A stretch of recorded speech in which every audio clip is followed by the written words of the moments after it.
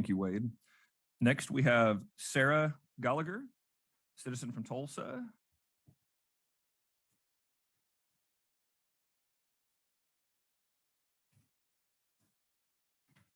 Good morning. It's a pleasure to be here. My name is Sarah Gallagher, and I'm a parent of an incoming fourth grader at Eisenhower in Tulsa Public Schools. And I'd like to comment first, my first point about item 4B is that I'd like to request, particularly for those of us who are making a long drive up here, that a little bit more information be put in the agenda so that we understand what it is that is being recommended by this committee. And we can make educated, intelligent, and empathetic comments about that to our friends and our neighbors and you as well. So I'm going to be operating on some assumptions about what this committee is designed to do based on the idea that it's founding principles. And I'd like to just communicate something to you as a parent regarding a principle in my house. And I think this comment is really coming from the heart this morning. And I want to address not just you, but my friends and my neighbors here in the hallway and listening online. I think we have to do better at disagreeing with one another. The biggest principle in my house is how to disagree with someone in an ethical, empathetic, and intellectually honest way. What does that mean specifically?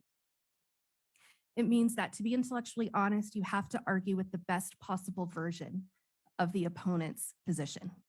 Not a straw man version or an exaggerated or a weak version of that position. You have to engage and be willing to listen. But when I say listen, what I mean is that you need to go into every conversation willing to change your mind, willing to find some common ground. When we talk about contentious issues like school prayer, for example, which I believe might be addressed in these recommendations. You know, I come from a non-religious household, ex-religious, I should say. Which can be difficult in Oklahoma.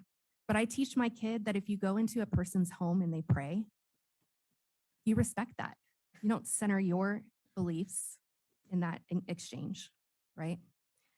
I teach her that you don't have to engage in every conflict unless it's directly harming the people around you. And I teach her that when she does engage, she needs to do so with an open heart and an open mind. It's really difficult for me to be teaching her these things at home and hear the rhetoric that's coming from this board and from you. It contradicts everything that I'm trying to teach her at home. When you talk about indoctrination, when you paint things with a broad brush, when I hear comments about what my side is like, what my side is, when I view myself as a mother, I view myself as not having a side. Even though I disagree with you on 90% of what you say, I listen to you.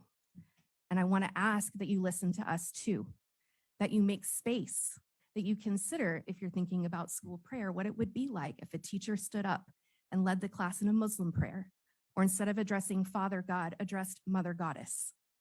You would not be happy. I can tell that from your public statements. That's what it feels like to me, to be told that my daughter is going to be led in prayer in school, or that that's even on the table.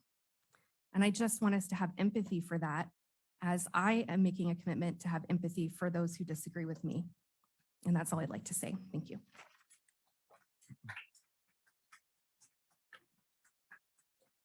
Thank you, Sarah.